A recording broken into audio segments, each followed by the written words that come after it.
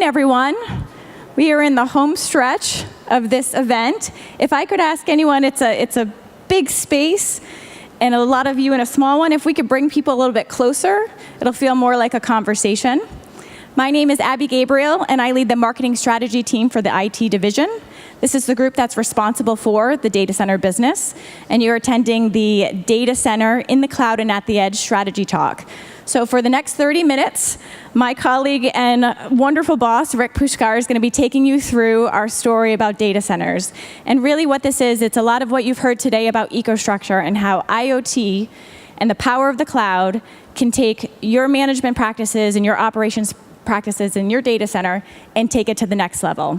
The three things we want you to remember is more visibility to your assets everywhere, more insights so that you can make stronger actions and more predictable maintenance.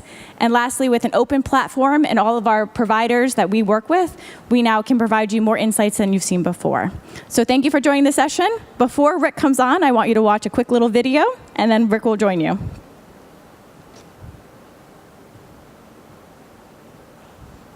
We need some sound. And you can turn it up. From north, south, and east to west, I've been searching everywhere, up and down and right to left. I never found anyone else who made me feel the way you do. Wherever I be, wherever I go, I'll never find another you. No, no. Ti amo bambino, I love you, baby. Ti amo bambino, I love you, baby. Climbed up all the mountain tops, I've been looking down from the peaks. I've sailed down the Mississippi River, then the Amazon lost for weeks. You may want to visit what locals are calling Flower City. Ever since a young businessman started delivering flowers, you're one of a kind. Ti amo bambino, I love you, baby. Ti amo bambino, I love you, baby.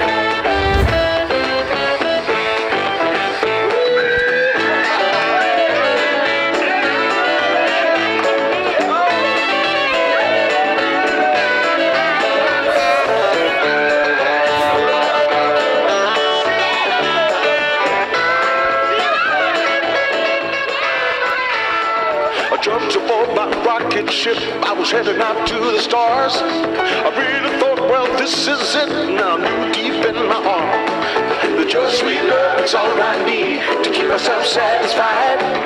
No one else can reach me, honey, my love for you I cannot hide. Ti amo bambino, I love you, baby.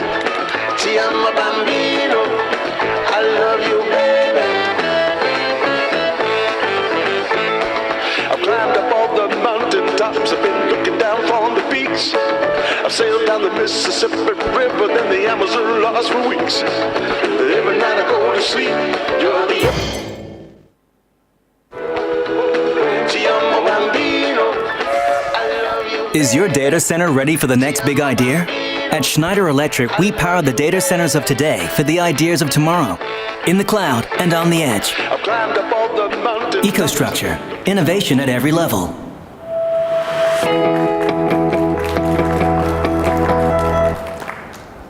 So the next big idea, I mean, it's a bit of a quirky video, right? But when you watch it and you see all the different things that we can do within our IT division and harnessing the power of both buildings and our other Schneider entities, we certainly have some huge value that we can bring to customers. What I'm going to talk about today is really one of our next big ideas. And that big idea, as Abby was saying, is around EcoStruxure IT. But before we get into that, I want you to just think for a little bit. Think about the changes, that our society has taken. I have a son that he's a little older. He's a millennial now, but smartphones. We all live by smartphones. When you look at this example on the screen, think about the impact that Bitcoin is having on the banking industry. Huge impact. And there's a quote up there that it will either cease to exist or banks will become IT companies. Doesn't mean they're going to become IT, but they have to morph, they have to change. And we've heard consistent messages throughout all of the different sessions that were in this plenary where people talked about being able to change, adapting to change. The second that I'll share with you, and how many of you happen to get on a plane and fly here? Everybody get on a plane that flew here? Great.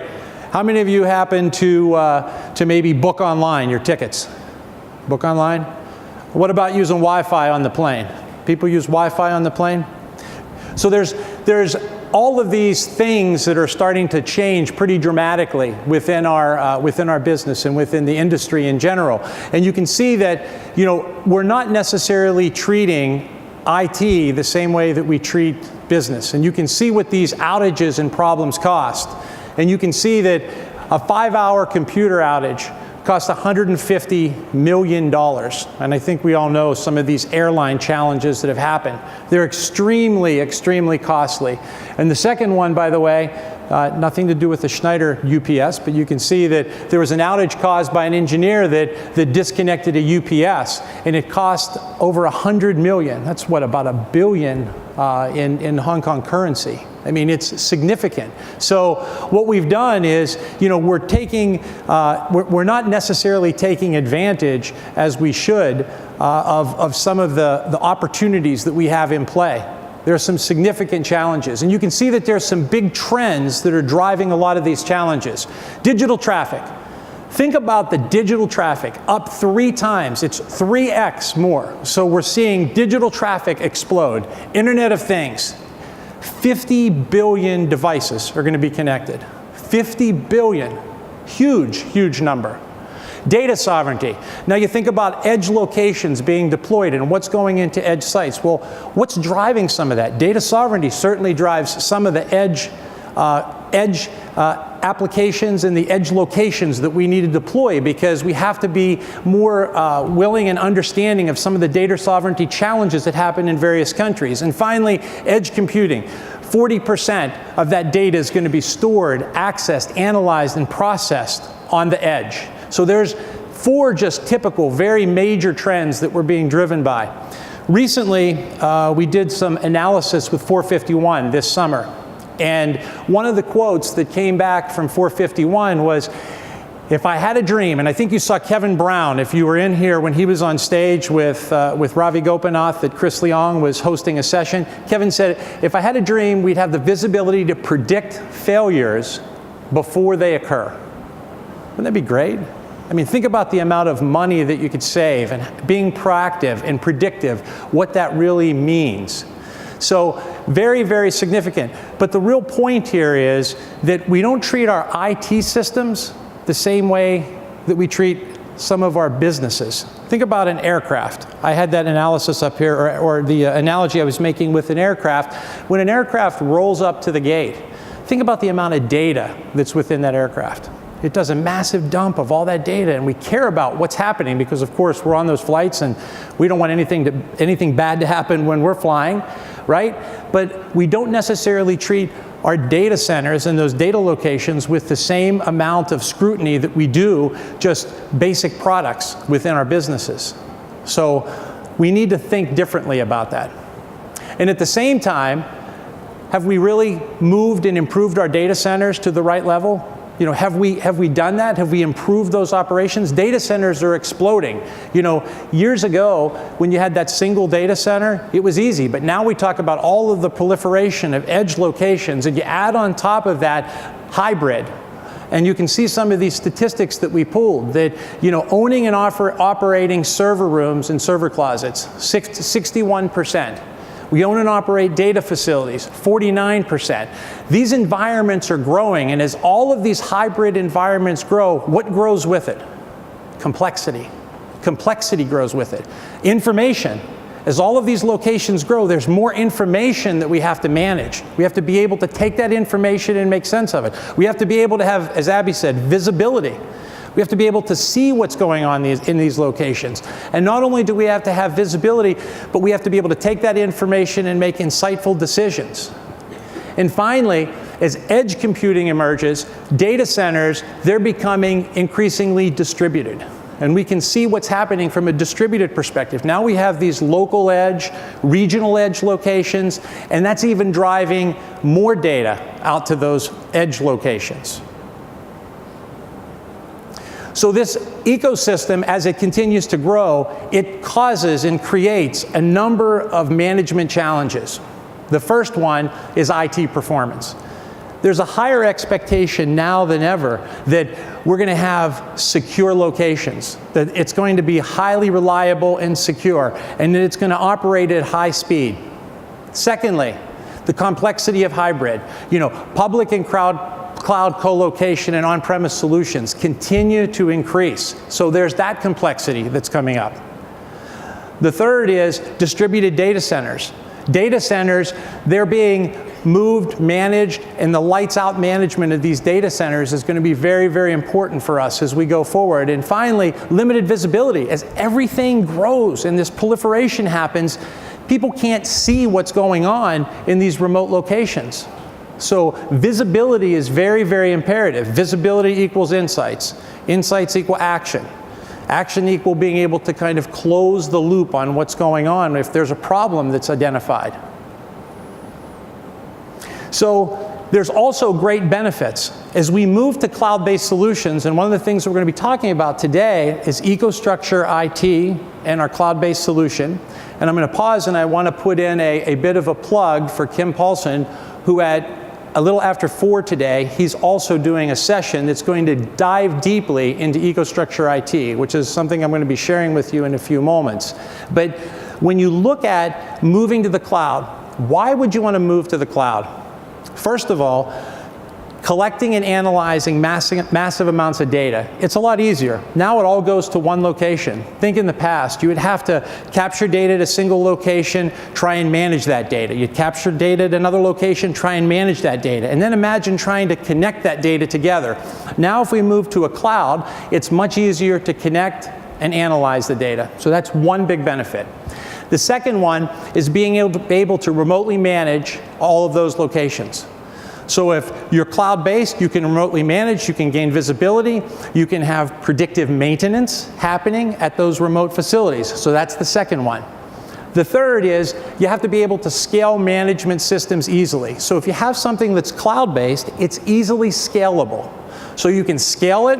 I was listening to one of our customers in Kim's session. He just presented before I came up here. And one of the things that he said that they found is most valuable with a cloud-based solution is that they could start off small with a part of our solution and then grow as you go.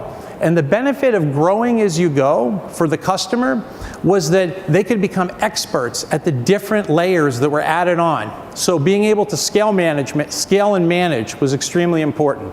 And finally, increasing performance and resiliency. So you can actually combine this on-premise software with some of the software in the cloud. So you can exchange information and you can be able to take advantage of both.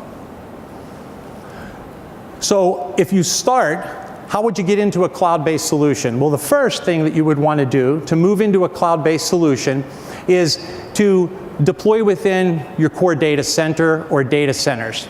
That's the first step. So you'll be able to capture that information, and you can see on the right some of the software that we have that will allow you to capture that data and that information. So your first step would be to do that. The second step is then to connect some of those distributed facilities across your different locations. So you've connected the first data center, now you have these distributed sites. As you go to grow, you connect distributed sites in the cloud.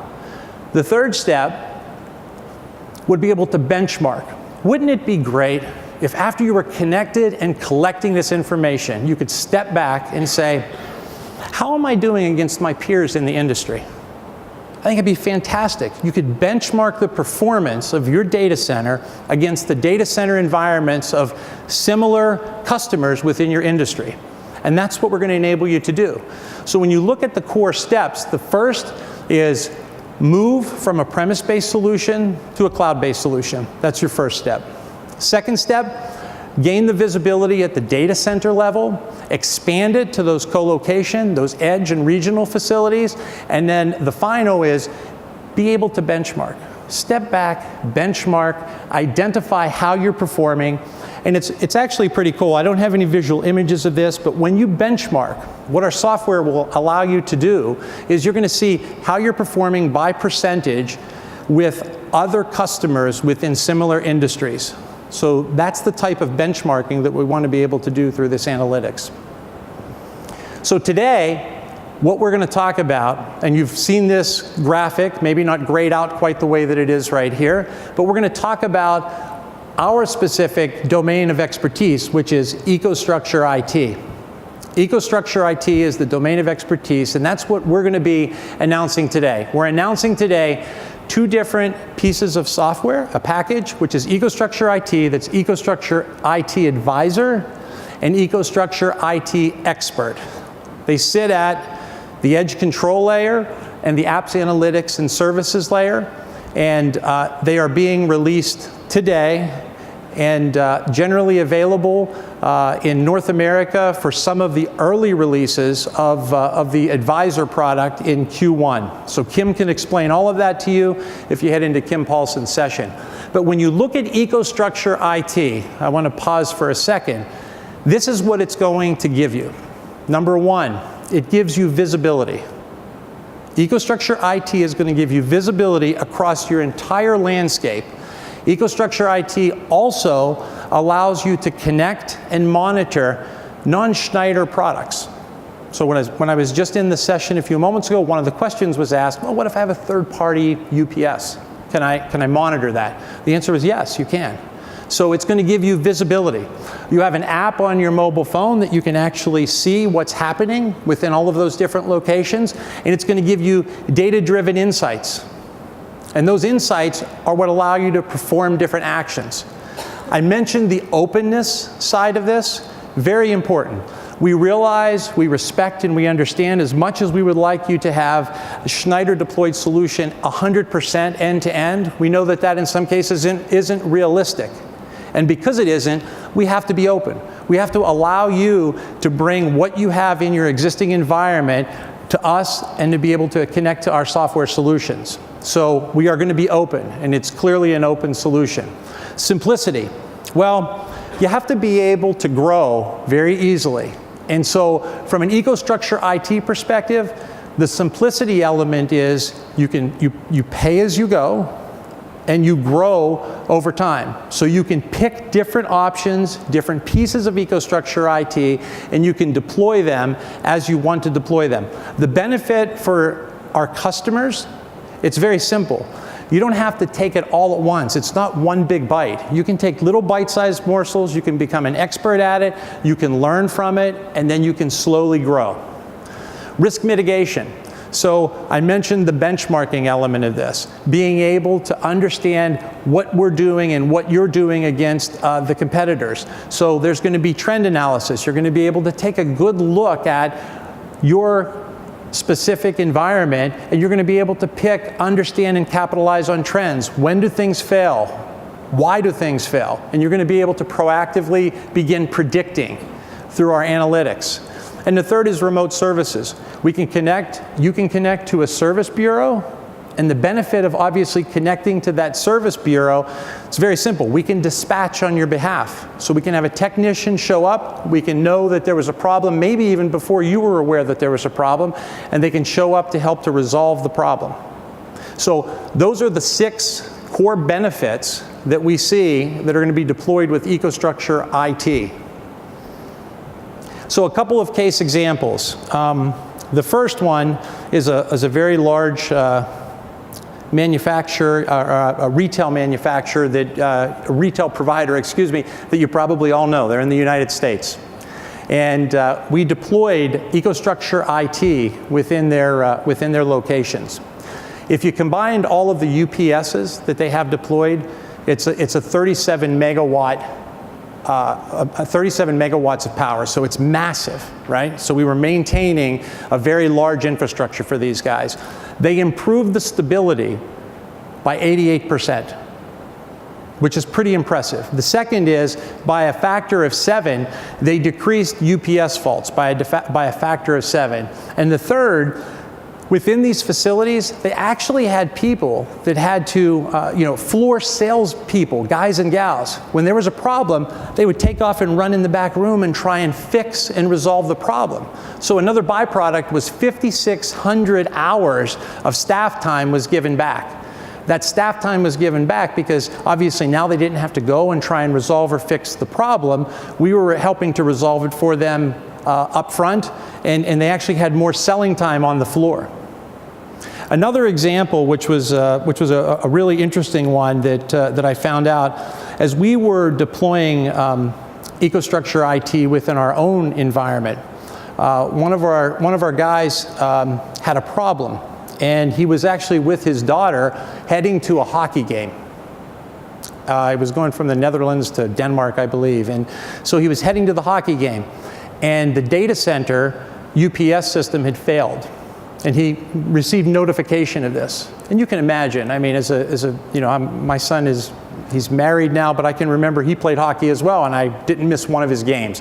But you're driving to this game, and now you're thinking, I have to go back, I have to fix this, I have to help out. Well, what happened was he was notified through our mobile application that there was somebody that was available to fix the problem. They had logged on to fix the problem. So he was immediately notified that one of his guys was on the case and resolving the problem for him. So he felt a little relieved, obviously jumped on his way, continued on, and was able to go to the hockey game.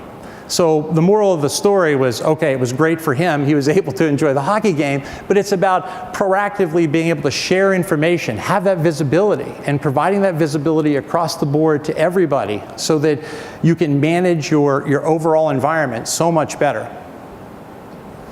So with that was our big idea. It's EcoStruxure IT. What I would implore you all to do is, for the upcoming session, it's after 4 o'clock today, Kim Paulson is going to take a very deep dive into EcoStruxure IT. What he's going to talk about very specifically, that mobile app that I shared with you, he'll dive into Expert. He's going to show you very specifically what the mobile app does. He'll dive very deeply into EcoStruxure Advisor. He's going to take those 6 benefits that I talked about, and he's going to go to a whole different level, very deep in each of those different areas. So I would tell you, if you have an opportunity, take in that session. You'll very much enjoy it. I really appreciate your time today. I'll stick around for a little bit, and I can probably answer a few questions, but thank you very much. Appreciate it.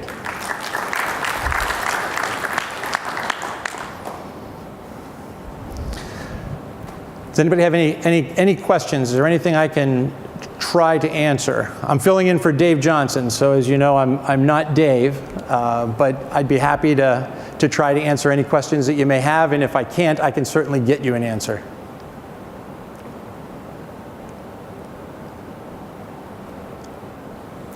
Yes, sir. Why aren't we doing this already?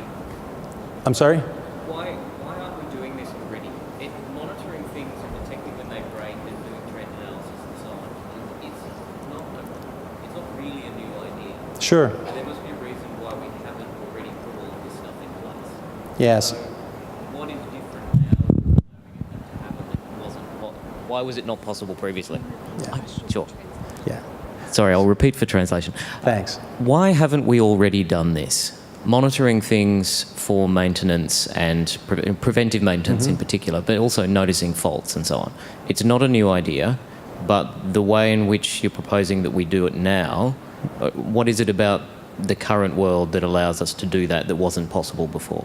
Sure. Yeah. So I think there's two parts to that, 2 points to that question. I think we did do a piece of this in the past, but we did it from a premise-based version. I think the big change that's happened is the adoption of the cloud, and I think more people now, more than ever, through a lot of the work and research that we've done, are willing to adopt a cloud-based solution. And by adopting that cloud-based solution, we now can look at all of those locations, your core data center, regional edge locations, and we can capture all of that data at a much higher level. And quite honestly, I think from a software perspective, it probably makes it easier for us as well, because it's all going to a single location versus being captured at these sites and then mashing it together and then trying to produce it and show meaningful insights across all of those facilities. But I would think that I would share with you that I think the one big reason is it's the cloud. And actually this morning we heard Cyril Perdicat, we heard Norman Neage from Microsoft, who were sharing their insights around Microsoft Azure, for example, and the adoption of the cloud. You know, Microsoft took a bet 10 years ago on the cloud, and I think it's to the point now where, you know, it's much more adoptable. So that'd be my answer.